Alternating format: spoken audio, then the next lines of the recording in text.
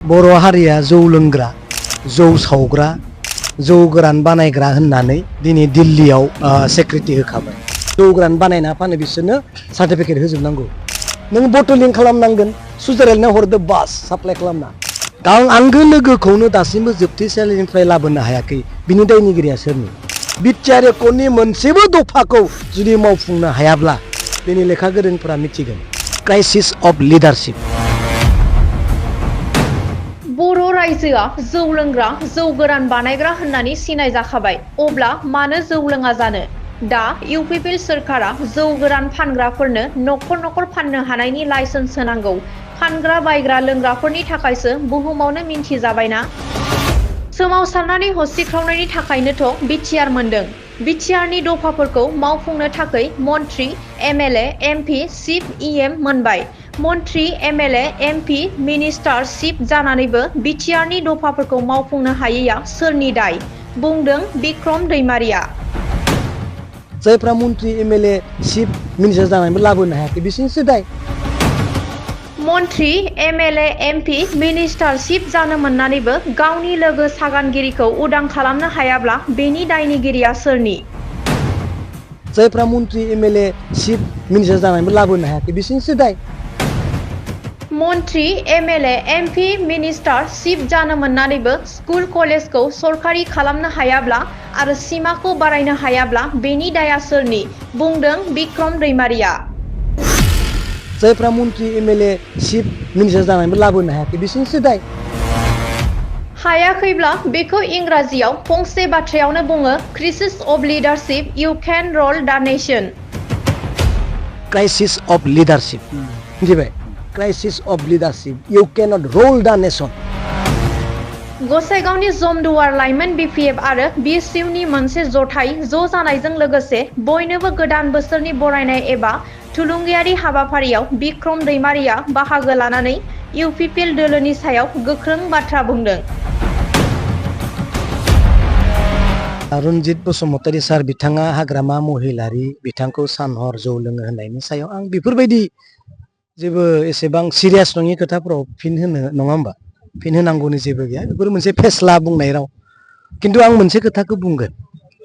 बर' हारिया जौ लोंग्रा, जौ सावग्रा, जौ बानायग्रा, जौ गोरान बानायग्रा होननानै दिनै दिल्लीयाव सेक्रेटारि होखाबाय, सिनायथि होबाय नङा होमबा? अब्ला दिनै दिल्लीयाव बर' जाथिया जौ लोंग्रा होननानै नोङो सिनायथि होबायबा जोंनि बर' हारिया जौ लोङा सोर लोंगोन? नङा नङा मिथिना मिथिया नोंसोरलाय? जिआइटेक ना मा होनो? जिआइटेक खालामबायनो। होमबाथ' जौखौ लोंनांगोन। बनायग्रायाबो बानायनांगोन, लोंग्रायाबो लोंनांगोन। बेनिखायनो आं दिनै फेरेंगा सार बसुमतारीजों लोगोसे सरकारखौ आं बेखौनो खावलायगोन। जौ बानायग्राया बानायबाय थागोन, जौ लोंग्राया लोंबाय थागोन। मानि थाखाय? दिनै जौ लोंग्रानो बे इउपिपिएल गभर्नमेन्टआ, बे ट्रेक्टर सरकारा जौ बानायग्रा बिथांमोननो लाइसेन्स होनांगौ दा। नङा बिसोर बानायनायखायसो नोङो सिक्युरिटि मोनबाय दा, सिनायथि जाबाय नंगौना नङा दा? बिसोरनो दा जायफ्रा जौ माबानानै बानायनानै फानो, जौ गोरान बानायना फानो बिसोरनो सार्टिफिकेट होजोबनांगौ। सार्टिफिकेट बिनानै ला। जायफ्रा दिनै जौ लोंदों बिथांमोना लोंनायखायसो मिथिदों दा, नङा होमबा? बेनिखायनो आं खावलायदों सोरबाया दिनै बुख्रुबनो थाङोबा, सोरबाया दिनै माबानो थाङोब्ला, हमनो थाङोब्ला बुंदो जों जौ बनायनायखायसो दिनै दिल्लीयाव मिथिबाय दा जों जौ सौग्रा, जौ बनायग्रा होननानै। नङा नङा फुराना बिदिसो जादों। लाइसेन्स बानायना होदो, दिल्ली, मुम्बाइ, कलकाता बा सुइजारलेण्डफोराव साप्लाय होदो, बटलिं खालामना होदो, मार्क खालामनानै होदो। होमबासो साप्लाय जागोन दा जोंनि जौआ। होमबासो जोङो जोंनि हारिखौ डेभेलप खालामनो हागोन। नंगौना नङा दा? नों खालामबाय नालाय नोङो जि बिदि मिथिजानायजोंल'बा मा जानो? नों बटलिं खालामनांगोन, साप्लाय होनो हानांगोन, सुइजारलेण्डनो हरदो बास साप्लाय खालामना। नों आंहाबो थांना थाबाय। नङा नङा बिदिब्रा दे। ओमफ्राय सोमावसारनोथ' नांगोन। सोमावसारनाय गैयाब्ला जोंहा जेबो मोननाय गैया। होजिखावनांगोन नारे आंखौ। होजिखावनायनि थाखायनोथ' बै समाव जों बिएसि मोनदों, बिटिसि मोनदों, बिटिआर मोनदों आरो दा बिटिआर मोननायनि उनाव बिटिआरनि दफाफोरखौ मावफुंनो थाखाय जायफ्रा एग्रिमेन्ट खालामबाय, जायफ्रा सुक्ति खालामबाय बिथांमोना दिनै मन्त्रि, एमएलए, एमपि, मिनिस्टार आरो सिएम जानो मोनबाय।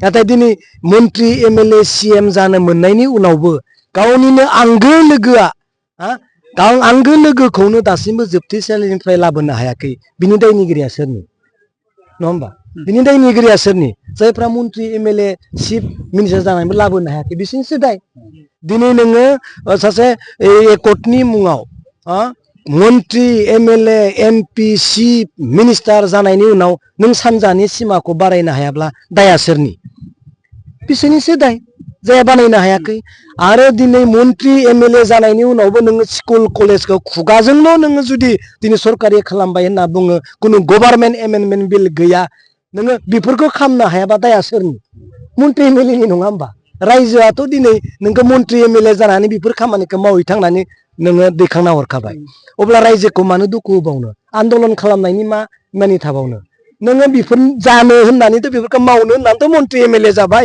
नों हायाबा दाया सोरनि दा नों मन्त्रि एमएलए एमपि मिनिस्टार सिएम जानायनि उनावबो नोङो दिनै सेंग्रा सिख्लाखौ साख्रि होनो हायाब्ला दाया सोरनि जालायखो बिलाय हाग्रामानि जागौमोन होनबा हाग्रामानिथ' जाया नों जानो मोनाबाथ' हाग्रामानि दाय जागौमोन नङा होमबा हाग्रामा बिथां दाय जागौमोन मन्त्रि एमएलए जानो मोनाबा दा दिनै नों मन्त्रि एमएलए चिफ जानो मोननायनि उनावबो बिटिआर एकटनि मोनसेबो दफाखौ जुदि मावफुंनो हायाब्ला बेखौ इंलिसाव मोनसे बाथ्रायाव बुङो दिनै लेखा गोरोंफोरा मिथिगोन बेखौ बुङो क्राइसिस अफ लिडारशिप मिथिबाय crisis of leadership you cannot rule the nation नोङो कुनु जातिखौ नोङो दैदेननो हाया नोङो नेतृत्व होनो हाया बेखौनो बुंदों U kennel not rule the nation crisis of leadership नों एमएलए जानो मोनबाय एमपि जानो मोनबाय मिनिस्टार जानो मोनबाय नोङो दिनै सिएम जानो मोननायनि उनाव मोनसेबो दफाखौनो मावफुंनो हायाबा नोङो एमएलए एमपि जानो मोनाबाथ' हाग्रामानि मुसुखा सावसिगौमोन